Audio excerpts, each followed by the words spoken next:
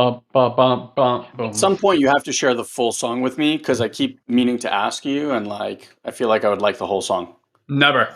It's just you just get to listen to those 20-second snippets. That's it, sir. I just want you to know that that's going to be my song forever. I don't want to hear. I don't want to hear it in your DJ sets. I don't I want was you going to. to say that's the first place it's going to go. I know what's going to happen. 5 years from now, we're going to be having a conversation, and you're going to take full credit for finding that song. And you're going to be like, "Oh, one time I found this amazing song. I've been listening to it for years. I gave it to Guy, and he put it as part of our show." And I'm like, "That's definitely not what happened. And you need to take that back immediately." And I'm going to let you have your moment in the sun because you need it. But Yeah, I do need I've, it. I've been down this road before. I've been down this road I do need before. it. I will say I need less moments in sun now that I'm in Florida, so Oh, there right you go. balance. There's the ego. Uh, so exactly at 2:22, Uh-huh. uh, Obviously. we are kicking this thing off. Welcome back to the show. If this is your first time on the show, well, I don't know how better welcome you can have than two brothers bantering back and forth about the what ifs of a song. But in any event, it's not about me today. It's about Guy today. I feel like all the podcasts recently have been about me. People are going to think that I have like Uh, psychological concerns at this point in I'm time. I'm gonna shine the sun on Guy. Yeah. So Guy's been going through some pretty amazing experiences. I was actually driving home this morning, and I was going to actually message you because you always message me like, "Well, what do you want to talk about the podcast?" So I was like, "Oh, I have an idea today," and I was going to message you, and I didn't. But I was actually thinking of that line that I think it was Ethan that said to you at our last weekend, where he was saying how he was jealous of you because of how far your uh, soul's journey, like when someone starts like in the depths of it, like their trajectory up and the amount of energy that they create as they go through that process. And it's interesting, like kind of ever since that weekend, I don't know if you've taken it on as such or it's just been happening as such, but it really feels like you've been allowing for the depth of your experience and release and healing and all of that stuff to take place at a really dramatically accelerated pathway. And so I know you had a quite a experience, I'll just say, this weekend. And Yeah, we'll talk about it. yeah, let's Yeah, talk about I don't know. I'm at this point where I don't know if I'm taking things on or things are taking me on. Like that. Yeah, it. I can't tell It's a anymore. good inquiry. Yeah, and like we see that with our clients too, right? It's healing rarely, if ever, looks the way that you think it's supposed to look, and it can be a bumpy ride releasing these things at times. It's a slop heap. It's a It's basically or what it that is. or a It's, slop heap. it's a slop heap. Yeah, I say that lovingly, but where do I even begin with this one? So we have been talking. There's been a theme around disappointment. I feel like this is good in the long run for everybody because like eventually I have like a dissertation to write on this, and I'm getting a little of an echo from you, just so you know. I I I think that it's one of these like when there's like staples, like pillars of things that you want to teach for people in personal development. And I feel like disappointment is just one of those things. Like we can take it into a lot of other areas. I'm still getting the echo, by the way. It's just a Really? little tough. Okay, hold on. I'm gonna you keep talking. I'm gonna just make a quick switch. So why don't you mute yourself up, or I can mute you. That's okay. I got you. Yeah, I'm good. So yeah, so I've been really there's like feeling of rich disappointment has been arising in my system, and a few weeks back on this podcast, I talk about this like back door that I found, how disappointment uses hope, and like excitement to like get in there, and that hope and that it is kind of the recognition of the beginning of the pattern, and so just to clarify this for everybody, there's nothing wrong with hope. I believe in hope. I think it's a very good and admirable quality. but like everything else that we teach here, it's like what's the consciousness that you're in when you're experiencing it. So if the reason you're experiencing hope is because you're feeling lack in your life, an opportunity comes and you're very hopeful, hoping that if it works out, that a scarcity will relieve itself, then the hope is really the pattern. It's actually not a altruistic quality. Hope, how you're experiencing your qualities in a powerful way is you're actually in a neutral, agendaless, compassionate state. Anything that's kind of beyond that will kind of agitate some part in your system and get some programs to run. So I've been sharing about these different experiences, and one of the things that I've seen this pattern in my life, and Elon has too, but certainly for me, it's like just having to work hard, and like circumstances that arise that it's like if there was a 3% chance that would happen, that's what happens, and just adds a lot more difficulty to things in my life. So for this last like 2 years, my wife and I have been really, really focused on like shifting our paradigm around investing, really looking at growing wealth and stuff like that. And this is not, honestly, like it's not common to me. Like Elon and I grew up as immigrants.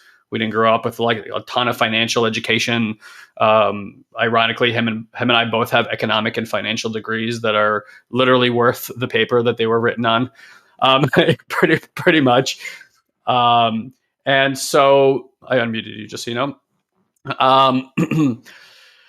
So we have been focused on a lot of different things, and we've taken on like these side projects, these side ventures, and some of it was like hiring on companies to run projects for us.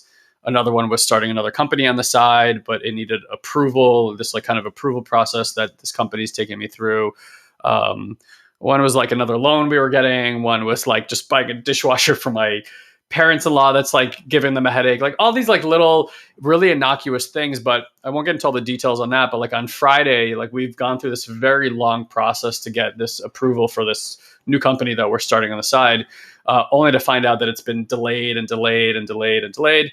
And I get this message on Friday afternoon saying, sorry, we still haven't been able to get you through the approval process. In 2021, our company has had a 95% approval rate.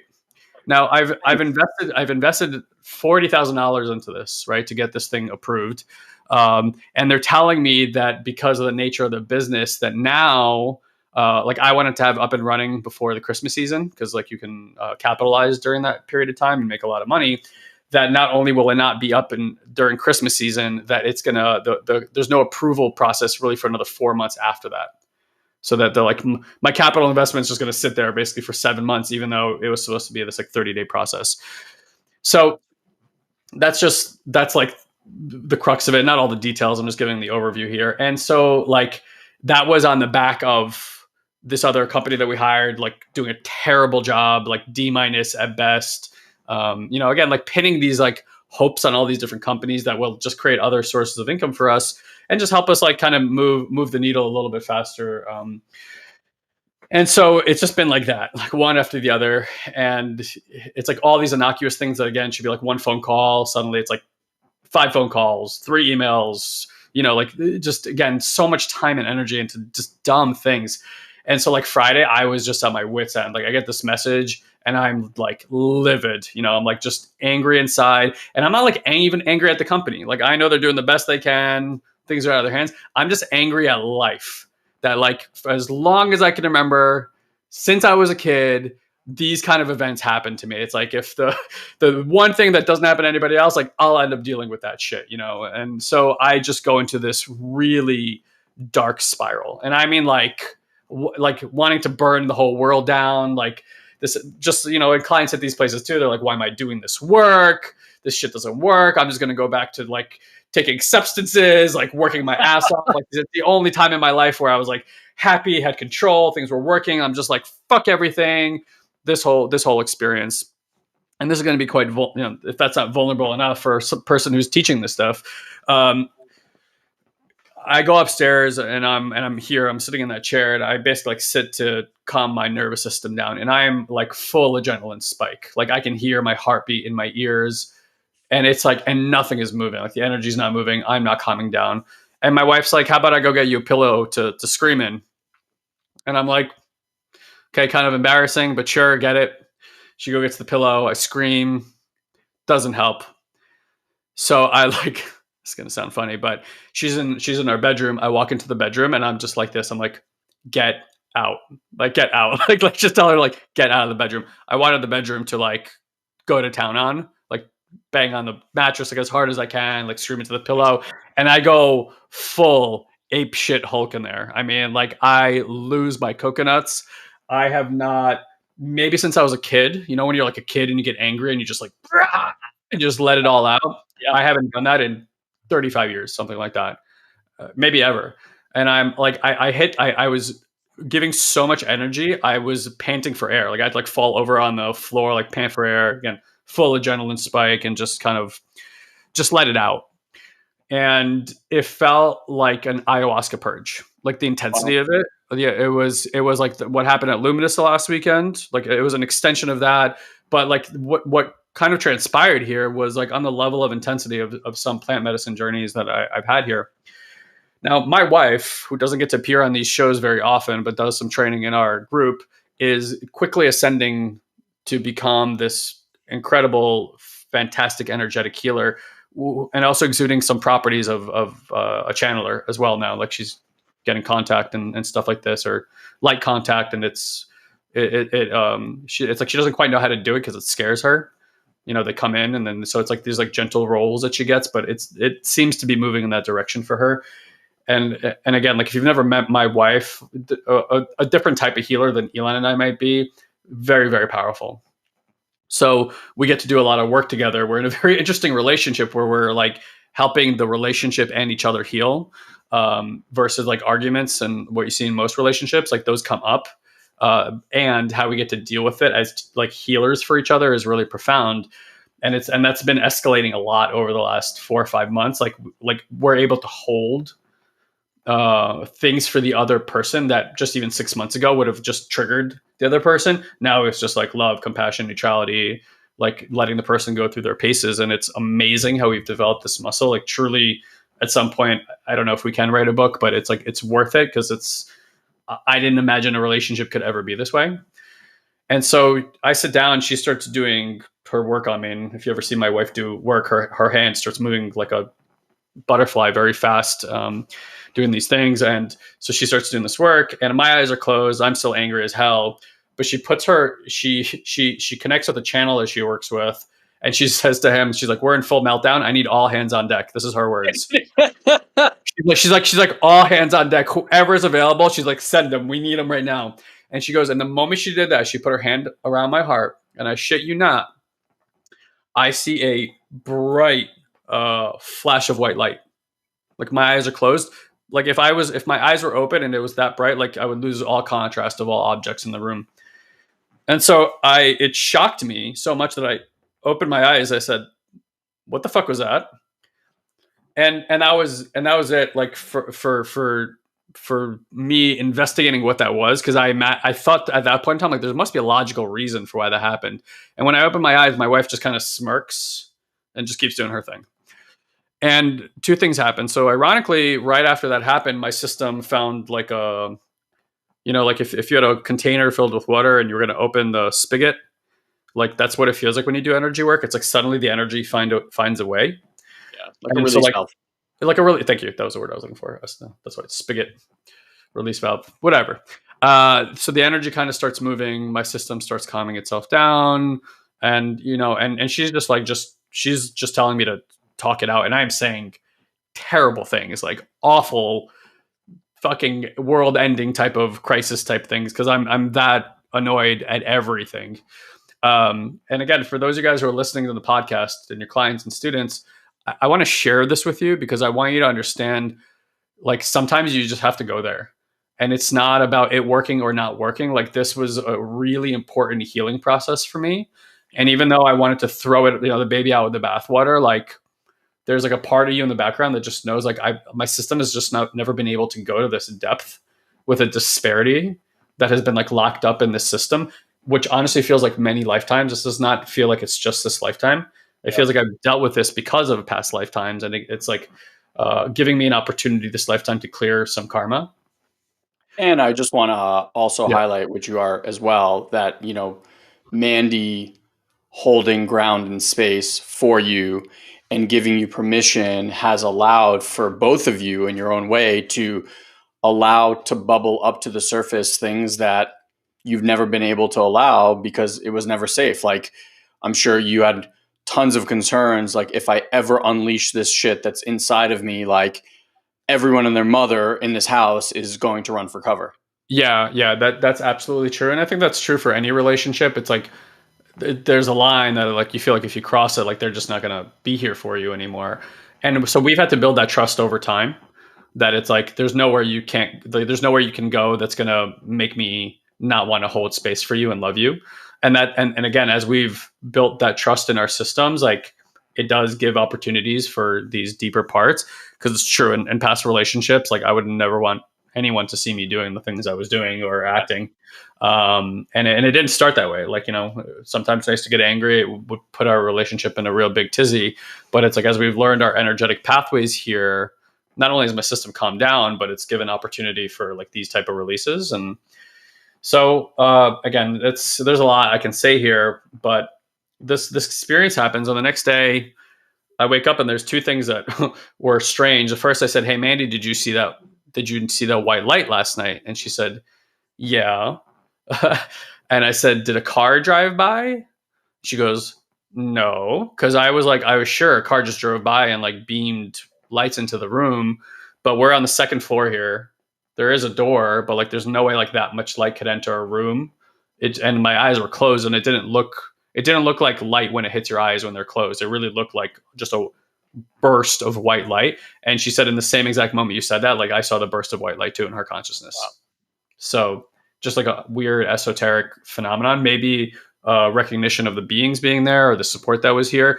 And it was like, and I'm saying at that exact moment after that happened was when this release valve moment came in and some relaxation started coming back into the system. For those of you guys who have done any sort of plant medicine work, you tell me, like when you wake up the next morning, there's this feeling of being like your recycling bin was emptied, like energetically speaking, like you just have this lightness to you. And like energetically, it's like almost nothing's in the system. You're hollow. And that's exactly how I felt and continue to feel now 4 days later. Very, very clean in the system.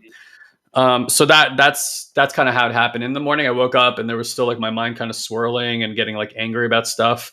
I ended up writing these like really great emails and yada yada yada, like to people about clarifying about things that were happening in business. Even my wife was like, "This is not the way you normally write." Like there was immediate like more alignment in the system. I had so much charge I couldn't go to bed till 3 o'clock in the morning. Yeah. Like there's so much energy running through the system, it just wouldn't go to bed.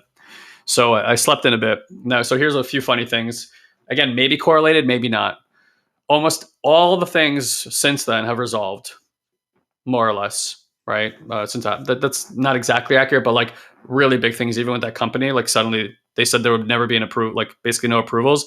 It got approved yesterday out of Wow. nowhere. Just out of nowhere, it got approved. And then Sunday, I had two very strange experiences. One I haven't told you about, and you'll really appreciate this.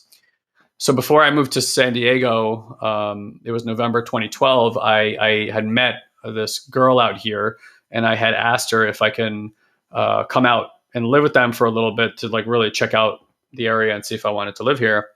And at that time, she was living with these two guys, and one of them was named Rick, and one is named Matt. And it was like a week in, and I had a conversation with those two guys around a dinner table, and they were East Coast guys. So I was really grilling them about San Diego. I'm like, is it really as good as it seems? I'm like, is this last like this and that? And it was in the middle of that conversation with what they were sharing that I knew internally. I thought to myself, I am going to move here. Like they were responsible for that. About a year later, that guy Matt got a job with a startup company and actually moved back out to Washington D.C., which I thought was insane. But he did, and I didn't really keep in touch with him or see him again. And that was like, 7 years ago now. So Sunday morning we wake up, and we wanted to go to a coffee shop with Jaden and take him to this pumpkin patch thing where they have these like bouncy land castles and whatnot. Jaden is my son, for those of you guys who are new, not not like my brother or like a dog or anything, So it makes sense if we're gonna go to bouncy castles. Jaden, our little pooch, Yeah, loves those loves bouncy bouncy castles. castles, loves the pumpkin patch. But for whatever reason, just like the way he was being, kind of like delayed everything a little bit. The way some things we were doing delayed it. We didn't go on time, and so I come to the coffee shop and I walk in, and all the way across, I see Matt sitting there. This guy Matt, and so I got this excitement in my body was like overwhelming. I don't know why, and I don't usually feel like this, Like a but puppy that sees his owner. it was strange. It was a strange feeling in my body. It's like I don't like. Usually, I'd be like very casual about it. I was like lit up like I saw like a long lost lover or something like that. I can't explain it. And I like turned to Mandy and kind of like stammer my words out. I'm like, man, I gotta go. I'll explain in a minute. And I just like walk over and have this like really sweet like reconnection with this guy, right? That honestly, had I not met, wouldn't live in San Diego, would not meet my wife, wouldn't have my kid. Like he's almost directly responsible for that. Wow.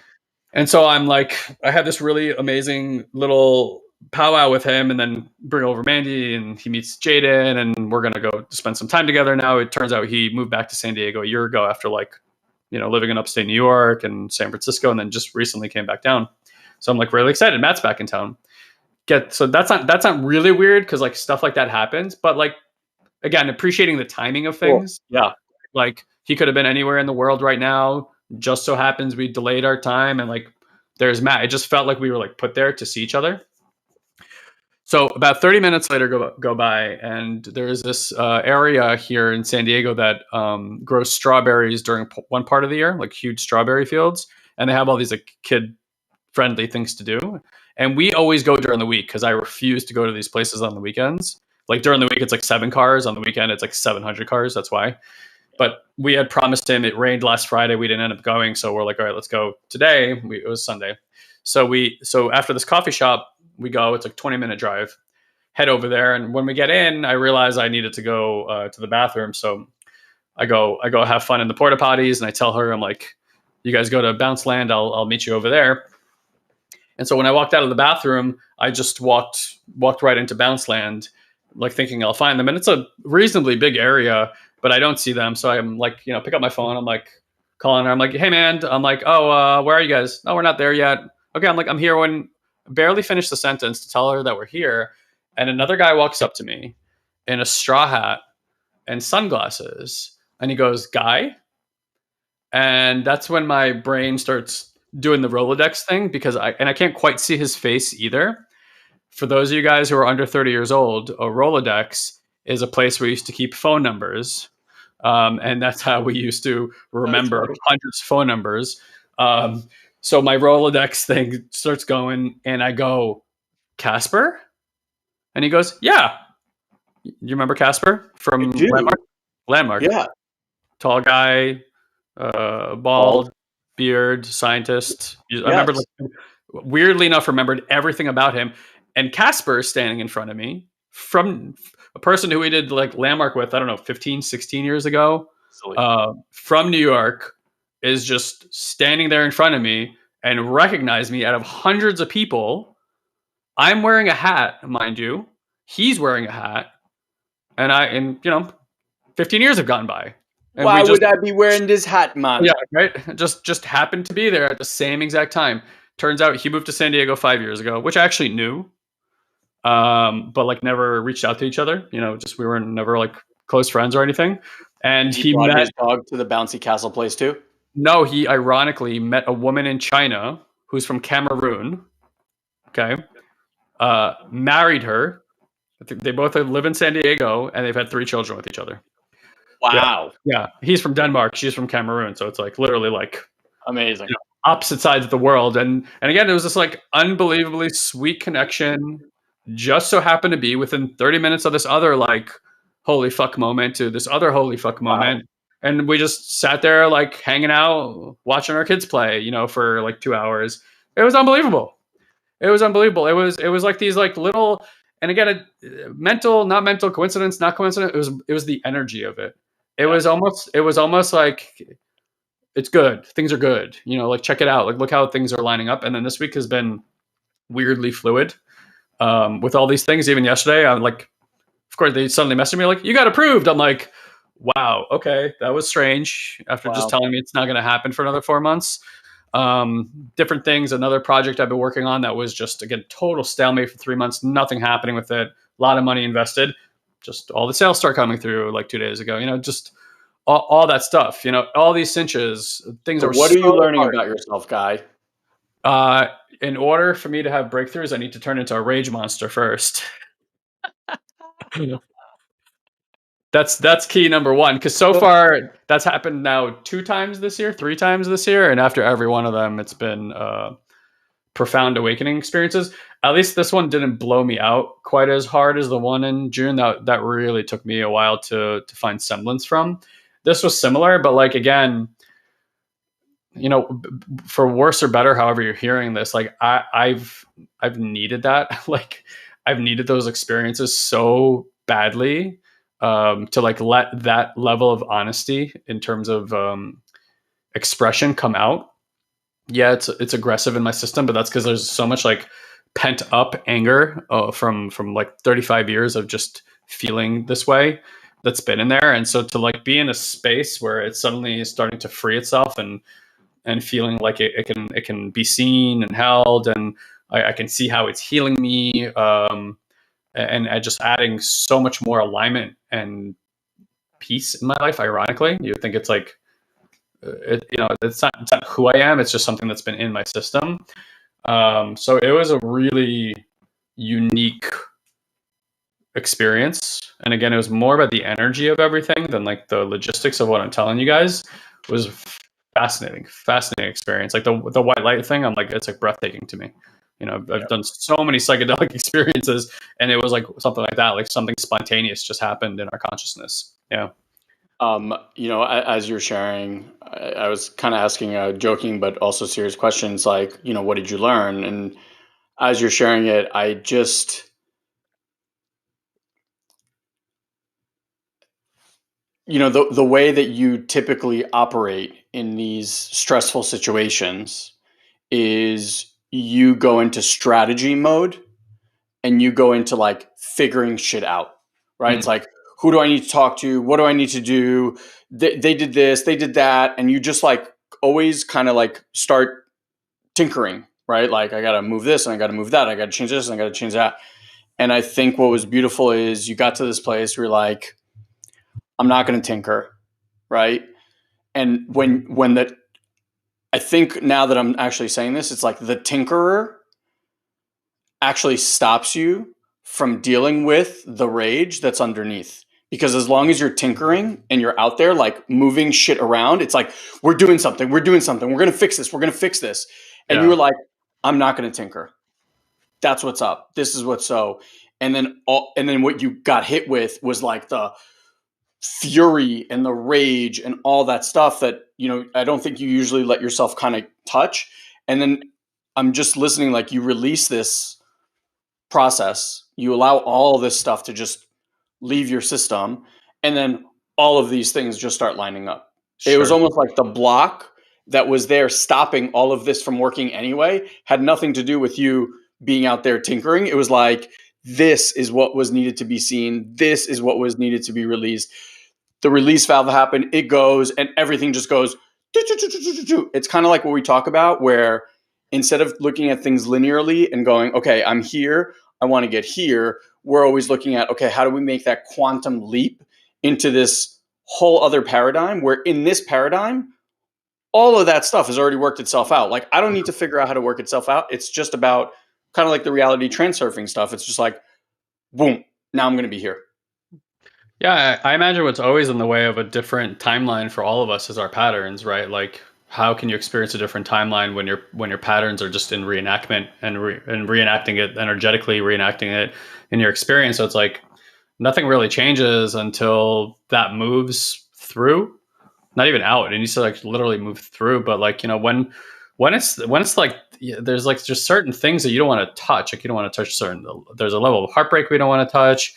There's a level of disappointment that we don't want to really feel, and we justify it by saying, "Well, I'm an optimist. I'm hopeful." Like these kind of things, and we don't necessarily see these aspects of ourselves like you said, just addictions. Like, tinkering for me is like my version of um, exit plan to 30,000 feet. It's like this Yeah, illusion of like, oh, well, at least we're doing something. Like, let's see how that exactly. works. And like intuitively, I know like that's not going to do anything, but it's like the system literally does not know what else to do other than that. So it's been really interesting. Like, I feel very changed from the relationship. It's hard for me to even articulate or clarify exactly what's changed at this point in time. But like, just from how it feels to be living in my own body is new and different. And that's exciting in its own right. And like, there's nothing wrong with tinkering. There's, again, nothing wrong with hope. It's just like, what is doing the tinkering? What is doing the hope? And if it's a survival part, or any part of you that's disassociated, basically. Um, yeah, like what starts happening around when energy moves is just the most fascinating thing in the world. I mean, I'd lost my voice for 3 days, typical, just from screaming so hard and stuff like that. But it's funny. Like, you would think it would feel weird to share this. I'm like actually proud to share this, and I hope it inspires other people to like go there, because it doesn't feel shameful. It actually feels so in alignment. And like, how many of us are not letting ourselves really go there? And again, I want to really tell you guys, like, just screaming into a pillow or getting emotional about stuff, that's not what does this stuff. Yeah, It, yeah. it's Thank you for it's the way clarifying.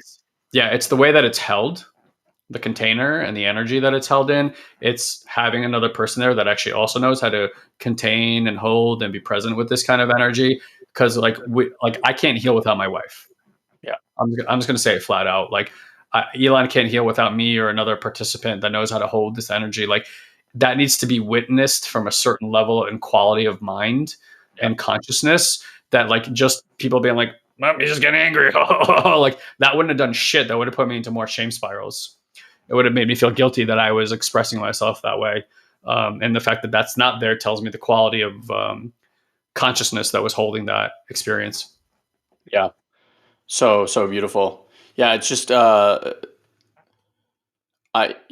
were talking and I'm like, the tinkering for you was almost like the numbing agent. It's like the, where people go to get a drink, people go to smoke, people to, right? It's to not feel. It's Sure. I'm just going to be here, and it's almost like the thing that has numbed you from actually having the full on experience. And it's the layers and layers and layers and layers that you've uncovered and released on the way to accessing these pieces. It's like, we chip away at stone here and there, and it's like a little piece, a little piece, a little piece, and then every once in a while, like, the stone just opens and this whole layer of just vapor and trapped gas and all this stuff that's just been bubbling under the surface just like streams out. And again, only because you've done so much work that you can even allow for that much charge. We were talking to our clients just yesterday, and after our immersion session, it was like bringing up all this stuff, and even for them, it was a lot. We've done this so long, we know in the back of our minds is whatever the experience is, it's like it's all a benevolent force that is guiding a healing process for us. And if we just get the fuck out of the way and allow it to do its thing, yeah, I mean, these are the results on the other side. Yeah. I mean, I was, just to be honest here, like, I was authentically committed to that this doesn't work, like, that the work doesn't work, that the world is unfair. Like, I wasn't just haphazardly going there. And that's the thing. Like, it's easy to get lost in that sometimes and start generating stories and living from that paradigm. And that's what I think would happen if it wasn't held consciously, like if it wasn't held with another person. Natalie just wrote like she did that once in a hospital and they sedated her, Of course. right? Yeah, Because like, like that's the normal human reaction. This is not okay, right? That's the feedback. that's right. Conform to being some specific way. And in a hospital setting, that's what Yeah, you're going to get. Or from that level of mind that's looking at this as a non, like, a part that's not resolving. Again, like, medical science doesn't have the answers for everything. It's a ever evolving science, and any science that has come to a conclusion is no longer science. That's just how it is, right? Like, science by its definition is evolving. And so if you have a status quo in any sort of science, you can be relatively sure that you're no longer dealing with science. Now you're dealing with a part of consciousness that's stuck in a paradigm.